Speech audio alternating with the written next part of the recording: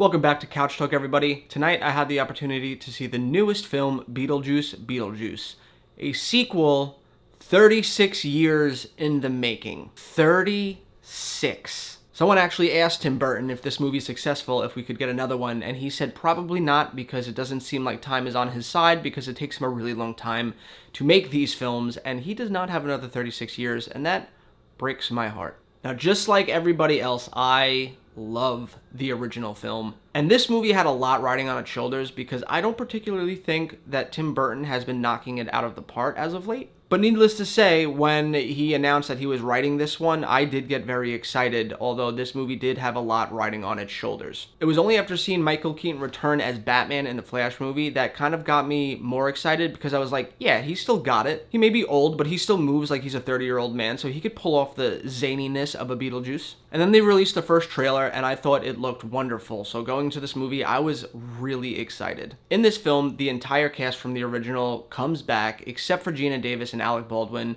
when Winona Ryder's father, played by Jeffrey Jones, dies. They all have to go back to the famous house from the first film and pay respects to him while also attending his funeral. Once there, shenanigans ensue, and Beetlejuice has to get summoned to help Winona Ryder's character save her daughter, played by Jenna Ortega, from the afterlife after she makes a mistake and finds herself there on accident. That's all I'll say about this film because there are a lot of twists and turns in it, some better than others, but I won't ruin that for you here. So, what did I think about this movie? Well, like I said before, I was really excited going into it, and walking out of it, I had to take a second after my girlfriend asked me what I thought about it to digest it, and at the end of the day, I think it was a good movie, but it did not live up to the first one, and I'll explain why. First, I'll start off with the good.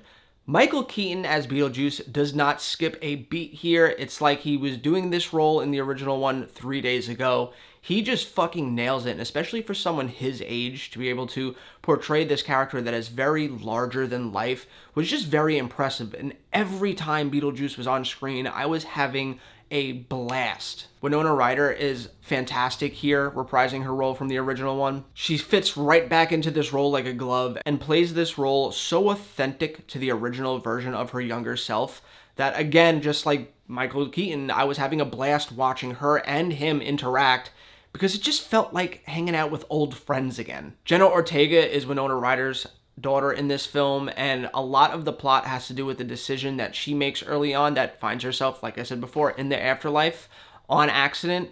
And I liked her character a lot, but I didn't like the subplot that centered around her character. I'll get into that more later. But her as a character, I thought she just works so well with Tim Burton, and she fits so well in this universe as this weird goth teen. You can see some of the skill that she learned on the set of Wednesday from the Netflix series carried over into this role, where she does some really cringy things that Tim Burton asks of her, but in a way that's just fun and would almost be embarrassing if it wasn't this wild, zany world that Tim Burton creates.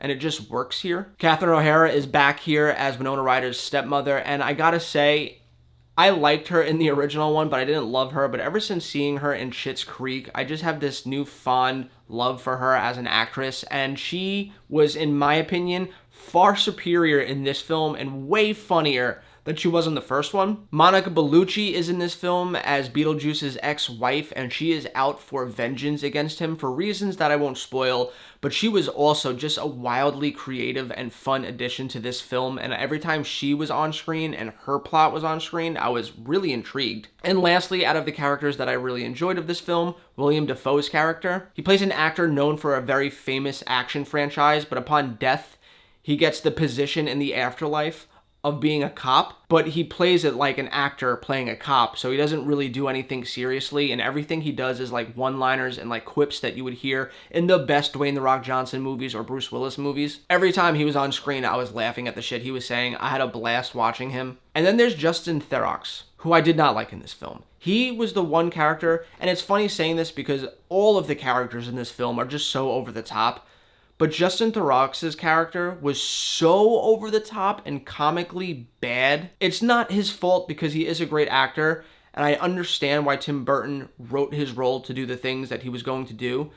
He needed to be a certain way to further the plot, but I just thought he was so cringy and corny, and he was so two-faced, and you could see through him. I could see the arc they were going with him from the very beginning of the movie, and it just fell flat for me. And every time he was on screen doing something, I was just like, get the fuck out of here and give me more Beetlejuice. The claymation sets are back, the wild practical effects are back, the musical cues, most of them in this film work for me. They were a lot of fun. You see some of them in the promotional material of the trailers and everything for this film. This is Tim Burton at his Tim Burton-y best. This is him at his peak. He is back to when his imagination was just so fun to watch unfold on the big screen. That being said, the things I don't like about this movie, Jenna Ortega has to get to the afterlife, but in order to do that, a certain series of events has to happen first. And I did not like all of these series of events that led her to the afterlife. I thought it was kind of predictable, and it took away from the thing you actually go to this movie to see, which is fucking Beetlejuice. Now I understand, again, why they did it. They needed a plot device to get her into the afterlife. But they kind of set up a way they could have did that in the beginning where she kind of feels that her mom is full of shit and doesn't actually see ghosts. And they have a very strained relationship due to something happening between her mom and her father. And I thought that that concept of her not believing her mom could have played really well into the plot of having to get her to the afterlife. But instead they wrote this other character, and I just didn't enjoy watching any of the time that they were on screen. And my second gripe with this film is it's a movie called Beetlejuice, and he's only in it for like maybe half the movie. I get it in the first movie, they took a lot of time setting up this world before you get to him, and it was like a slow burn until he finally reveals himself.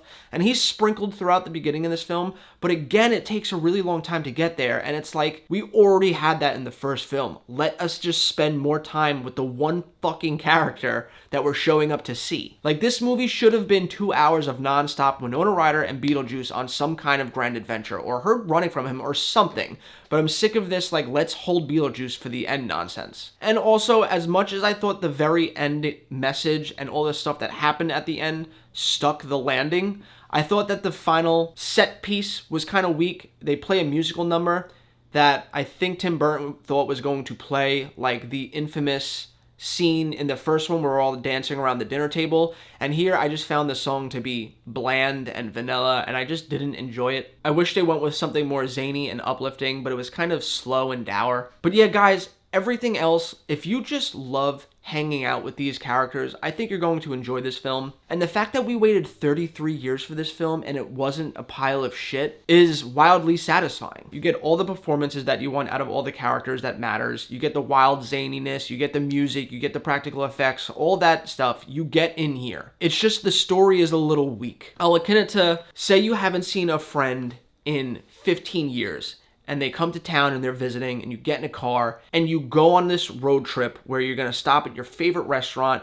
then you're going to go to an amusement park, then you're going to go see some national monument that you've been wanting to see your whole life, and it's this epic, awesome, great adventure while you also get to bond with this person that you love so much. This movie is more like this friend comes to town that you love so much, you get in the car and you're going out to get McDonald's and then go back. No, you know what? I won't say McDonald's. I'll say like the Cheesecake Factory. You go to the Cheesecake Factory and you come back. You're still having a blast because you're watching these characters, but there's just not a lot of depth in the things that you're doing. That's kind of like how I felt in this movie. I just had so much fun hanging out with them, and even though the story for me was a little weak and didn't live up to the first one, it still had the heart there and everything else that you want. At the end of the day, I'm going to give this movie a 7 out of 10. I liked it a lot. I did not love it. I still think the first one is far superior. But again, if you enjoyed the first one, and you just want that practical zaniness and Beetlejuice being over the top and fucking awesome, you're gonna get it. Anyway, guys, I hope it gave you a reason to go to the movies this weekend. If I have, let's talk about it in the comments down below. If I haven't, you think I suck, let's talk about it in the comments down below. And as always, I hope you have a great weekend, and I'll catch you next time.